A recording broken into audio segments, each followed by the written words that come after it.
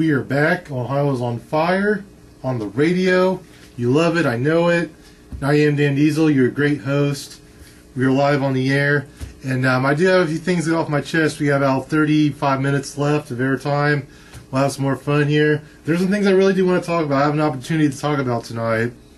I'm experimenting anyway. This is early on in my new series. It's a great concept I have. I'm trying to better myself, trying to inform the people some good opportunities, trying to make Ohio better somehow.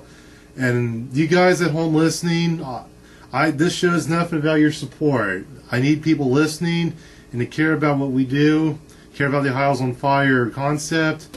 So I'm trying here. And now, there's now time for the Ohio's on Fire message. I got two things to talk about tonight, so I'm trying to talk as much as I can.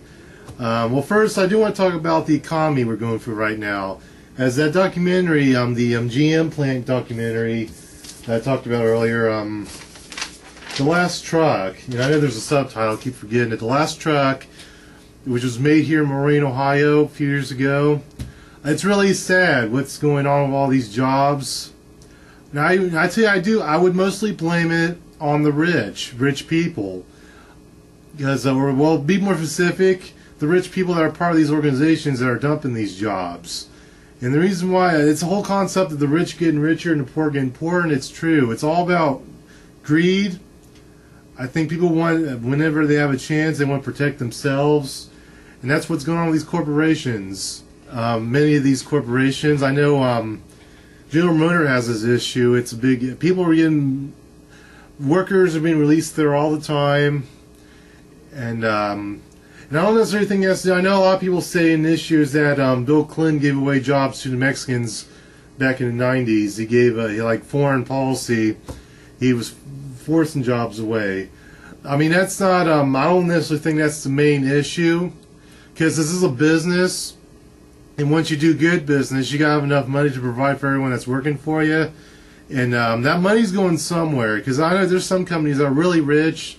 Now, I don't blame the companies that struggled in business. I know you have to let go people sometimes. I don't blame those companies. But there are some companies, I think, had no reason to get rid of people. I think the higher-ups, the general managers and the corporate suits, I think they were irresponsible with the money. Because they, there's one I want to, AIG, I'll make fun of them. I mean, they're the biggest example. That was just crap what they did to everyone. And they're supposed to be a insurance company. Like they say they're claiming to help you when you get sick. Just knowing these insurance companies, they support the idea that you got to pay for your health, which I'm totally against. I'm going to tell you right now, this country needs free health care. Hope we get it soon. I think it's a good idea, and hopefully at some point in my lifetime we get free health care in this country. Hope that's possible. And these the main problem with that are these strong health insurance companies, mostly AIG. They begged and begged for a bailout, which Barack Obama gave them finally, and then they give it to their top execs, their top money people, the people that always suck up to the bosses, the inner circle. They go on a big vacation somewhere. They put money in their pockets, and they try to come up with the excuse that they got to charge people more money for the health insurance, and they got to get rid of the little guy, like people that work in these little offices in these small towns. They got to dump them, and it's they got caught red-handed. AIG, they're not the only ones that are doing this. I can only hope that everyone dumped AIG for their coverage. That was total crap what they did. But I'm sure that they're definitely not the only ones. It comes the idea that some people think that money is everything. You do have to be careful. I know we need money to get by in all worlds. We need the currency. We got to work for a living. There's a right way to do it. I think we got to keep it from getting out of control. And one thing that I've had a problem with for quite some time is definitely the sports world and all the money for on these athletes. Mostly, I'll start with baseball. Because they can give Alex Rodriguez $25 million. He can do whatever he wants. Well, $25 million a year, not total.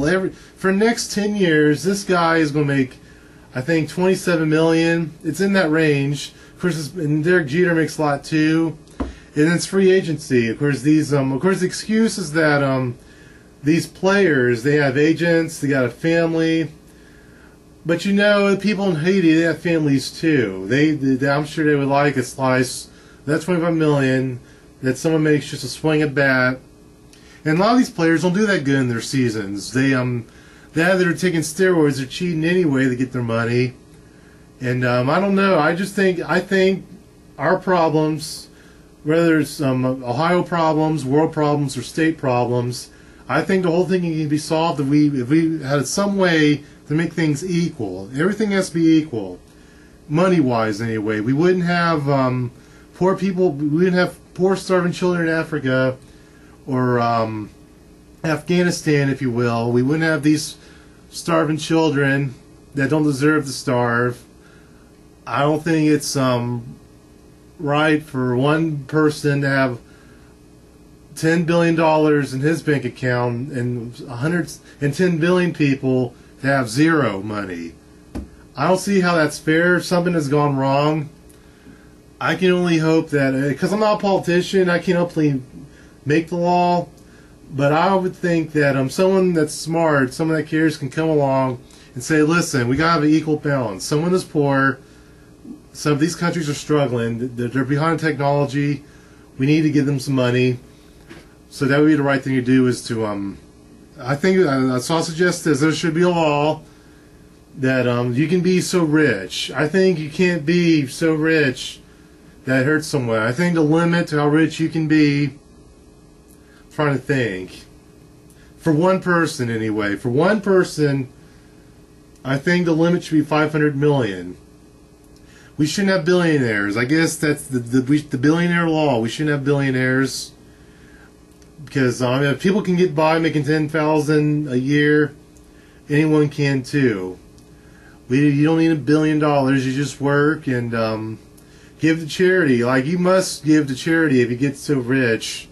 You should try. And I think some of these rich corporations and even these actors, a lot of Hollywood actors, or a select few, I guess.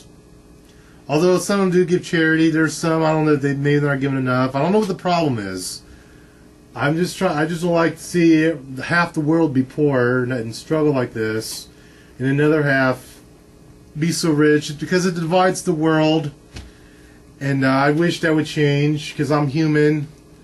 That's something I would like to see, and I hope our young people, that's something they could hope, that they don't want to see anyone suffer.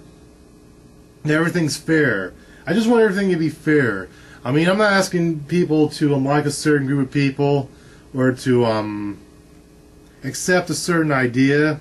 I just think that if our society is based on spending money, working to make money, to buy the bare essentials, or to entertain, like we entertain you, we got college, to get education, things that we need to better ourselves as people, we need to make it fair, because it's no reason for I guess I'll mention another problem. Our college money keeps going up. We have to take out bigger loans every year, and it's inflation. The value of the dollar is going down, and we can't pay our janitors, our professors, or anything else for that matter. It's just not fair. I'm sick of it. I don't think I hate, if you're out of a job right now, I do feel bad for you on that part, because I get it. And I'm fortunate enough, I do have a decent job right now. And hopefully I have it for quite some time. And I hope the economy gets good again, that the jobs are better, maybe new companies. I think this is, if anything, this is as good a time as ever for young people with new ideas, with new business ideas, to rise up. Something outrageous, something daring, something that's never been done before. I think this is your chance now, because people need jobs. And if you're someone you're confident, if you were working for someone else and you saved your money, you're smart enough to save your money, and you have the smarts to do something different or provide a variety, provide competition in the field, go for it. Start a business. Give people jobs. Because we need new startups. I think, and it needs to be from our younger people. I guess people with college education in their 30s, I guess to say late 30s, early 40s, Like if you save your money, you can start good business immediately, or start small. A lot of small businesses, like these mall and pop shops, they can still be successful. But it has to come from a young mind, it's a young, smart mind, someone brand new. So if we do that, I think we can move in the right steps. So that's my thought. That's the thoughts of Dan Diesel. So right now, we're going to play some more music and commercial, and I have another thing I got to get off my chest.